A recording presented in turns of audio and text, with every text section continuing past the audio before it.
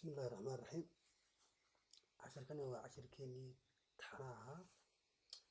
عشر كيسي كوبات وقيمتي سلوات مركو روح نصور دينا عشر لابو كتلة، لكن ما طبعا دينا عشر سطح كتلة لابو كتلي سفي عمل نسوي فاني سطح كتلة أنا ما فاهم إن شاء الله.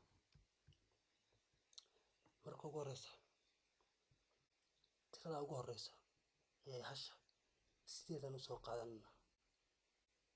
سيدنا نسوق قادنا وعندنا حنا marka dhigno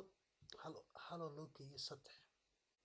hal loo geeyo laba waa saddex waana dhiganaa tii kale waxaan dhahnaa laba loo geeyo saddex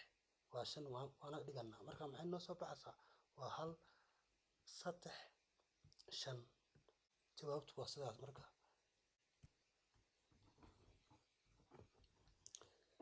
jawaabtii waa tan waa tiradii ugu horeysay hal bay ahayd waan qaadanay hal loo geeyay laba saddex bay noo ahayd laba loo geeyay saddex shan bay noo noqotay iyo tiradii dambeysay sideedana soo qaadanay